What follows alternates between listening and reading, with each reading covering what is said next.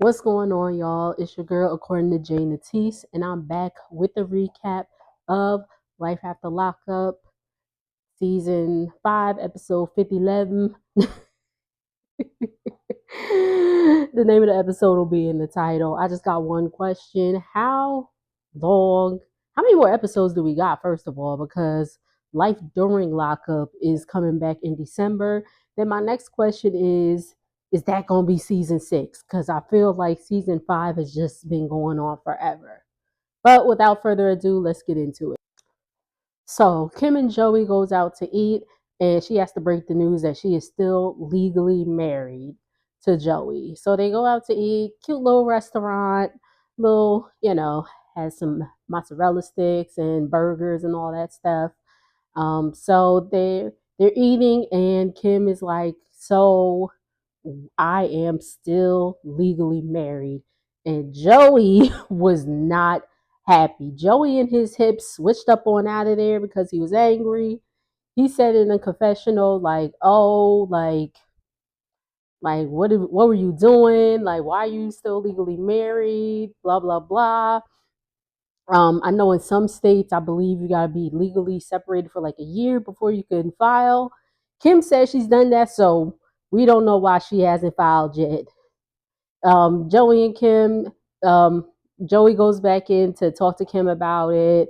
He's like, "Well, we supposed to be buying a house. How am I going to buy a house with you? And you still married? That man could say half of it is his, blah, blah, blah."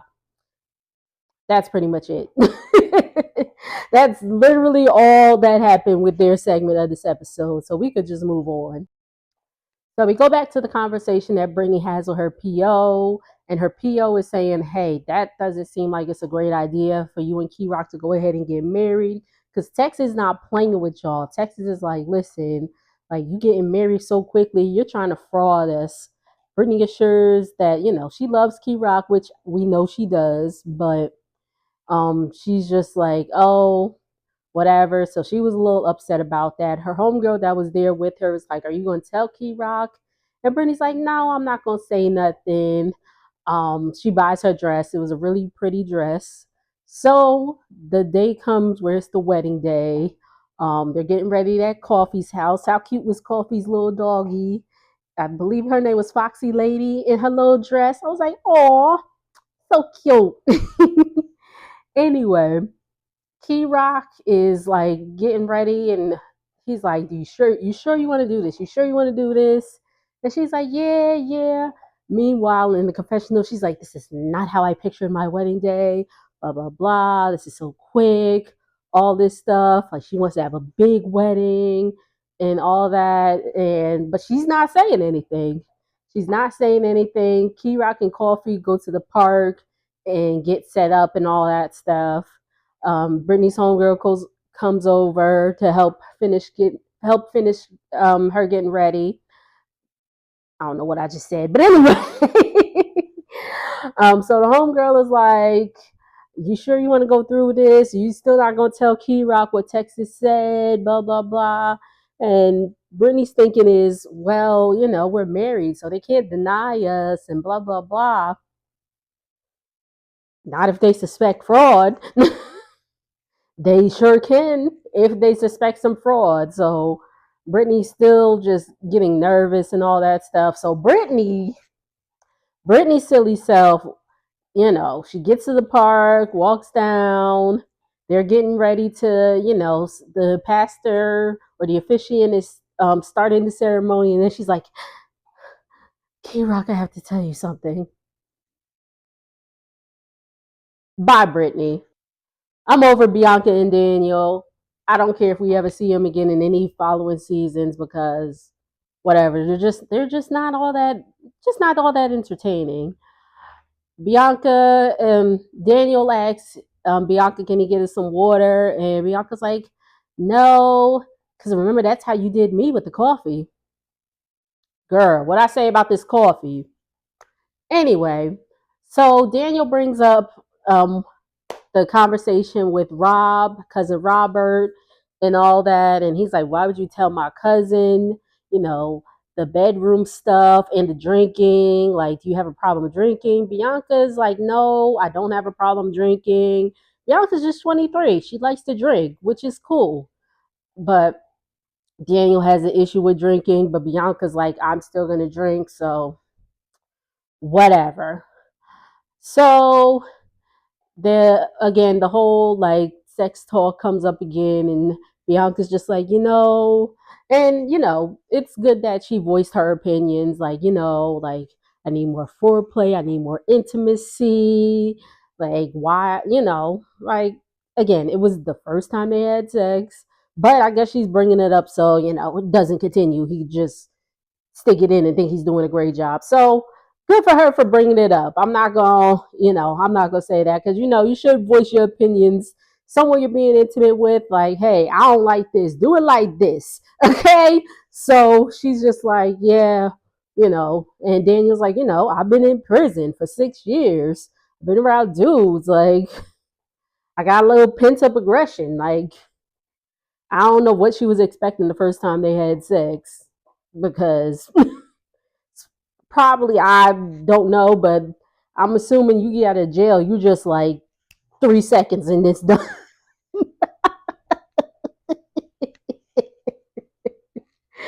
So I'm sure with time that their sex life will get better. I think they are even still together to this day. Ciao, whatever. All right, so it's the next day. It's the next morning, and Daniel ends up making Bianca a cup of coffee. I don't care. I don't care. So they go outside to take a walk around the area, and Daniel is just feeling super, super overwhelmed. He's like, he's looking at the tree, I mean, the cactuses, the air, and it's just open air, and he's honestly like freaked out. So he's just like, he needs a minute, and they get arguing about stupid stuff. Like, Bianca's like, why are you holding my hand like that? Which sends Daniel even more like anxiety riddled or whatever. So Daniel walks away. Bianca starts crying. Where'd he go? Where'd he go? Where'd he go? um, I don't really have much to say about that. I just think that they both, especially Daniel, he's been institutionalized, and he just needs, time to be accustomed to outside, and Bianca needs to understand that. So they got some work to do. Um, they find each other later, and they talk things out. And actually, Daniel took the ring that he's going to propose to Bianca with. And he said something really interesting in the confessional. He was like, yeah, I'm not ready to be engaged, but this is what Bianca wants. So, if the mood is right, I'm going to oblige. Obviously, the mood wasn't right, because Homeboy had a mental breakdown. So I hope he took that like, listen, it's not the time. Moving on. So Louis on his way to train somebody. Melissa's at her bar job, and she asks her boss, could she leave early because Joey has a date night planned. Her boss says that's cool. Melissa's friend comes in, and her friend Fran, and she's like, oh, Melissa, did you see this video that Joey put out? And Melissa's like, what video? So there's a video that Joey put on social media of him training a girl, and Melissa's like, see, this is what I'm talking about. All this touching and stuff. It's not really all that necessary. If we're supposed to have a date night, so I'm going to talk to him about this. Anywho, so then Daniel. Joey gets to Long Beach Island. Joey, wow. Louis. I'm messing, I'm messing everybody up today.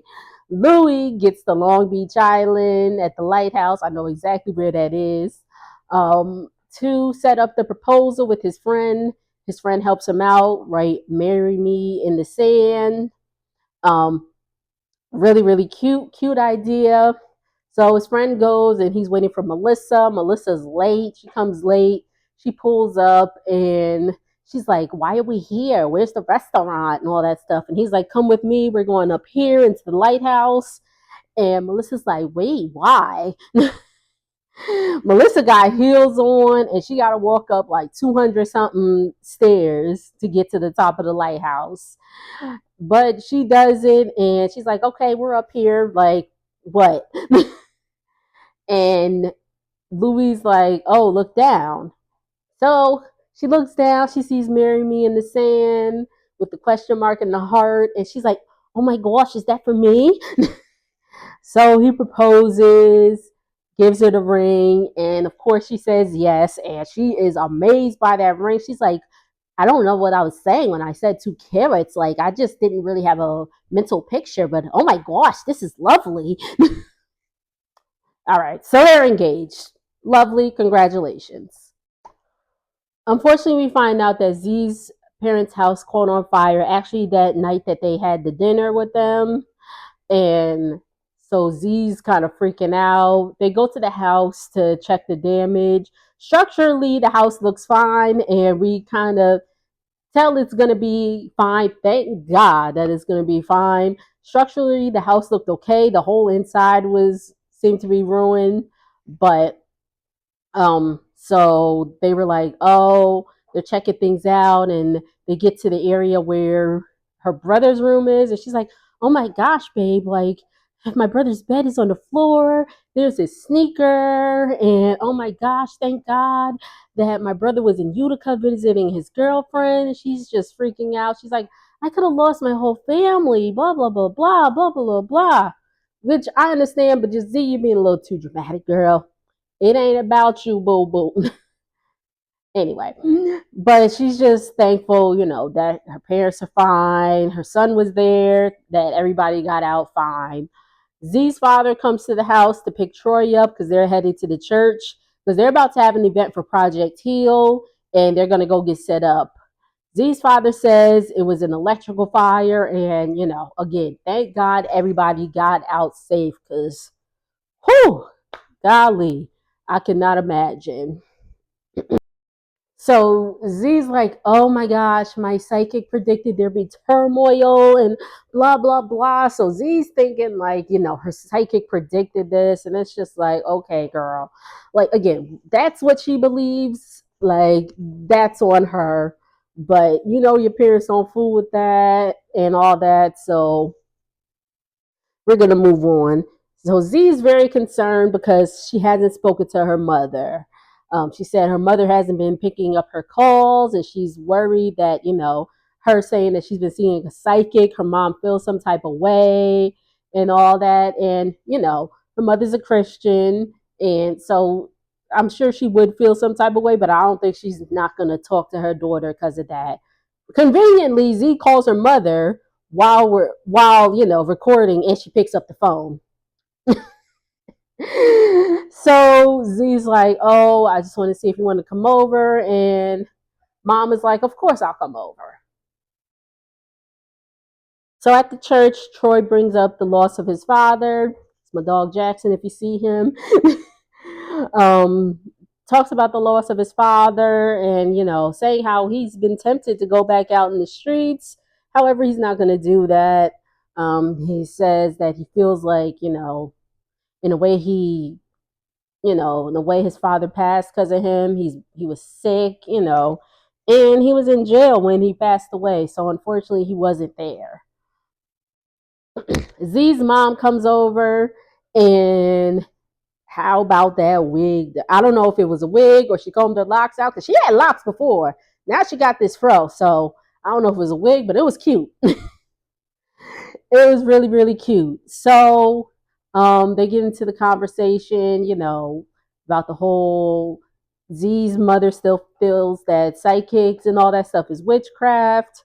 But, you know, either way, she loves her daughter.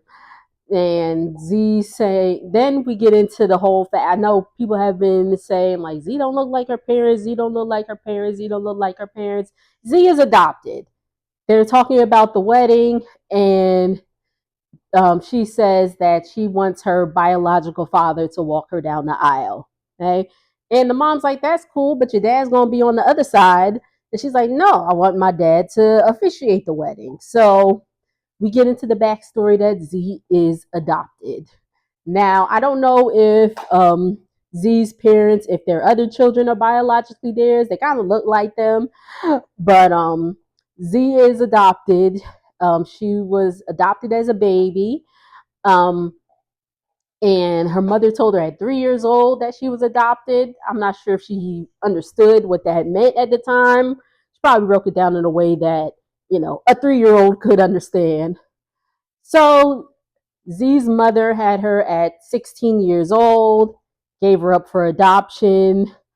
Z found her biological father a few years back. Z's biological father didn't even know that she existed, didn't even know her mama was pregnant. So his surprise, see pictures of her and her brother, because you know us, we don't say half around here. We don't say half, that's her brother, okay? Z also says that, she found her mother on Facebook when she was 18 years old. And unfortunately, her mother didn't want to have anything to do with her. And that is sad because I don't know. I don't have children. God, maybe one day. But I just couldn't imagine, just saying, like, I don't want you. She was just like, I gave you up for a reason. Like, it was a closed adoption, blah, blah, blah. So unfortunately, so Z talks about, her struggles with that and saying, like it feels pretty shitty that, her mother doesn't want her. Like, and it had to do, contributed a lot to the struggles and all that stuff she went through. But thank God that she has her parents. Her parents stepped in, did what they had to do, took her in. So kudos to them. So that's it, y'all. Really wasn't nothing this episode. Like, the momentum was coming the first few episodes, and then it's just kind of like, again, some of these people, I am good if I don't see them again. Like, I feel like Melissa and Joey's story isn't all that interesting anymore. Besides the mama, if Joey's mama comes back, cool, because Joey's mama was funny. Everybody else, Z and Troy, they're always interesting, especially when Troy's mama comes in the mix. What is life during lockup come back? But again, thank you so much for tuning in. If you're new here, like, comment, and subscribe. Let YouTube know there is a new kid on the block. So please, please, please subscribe. I see you looking with your looking ass.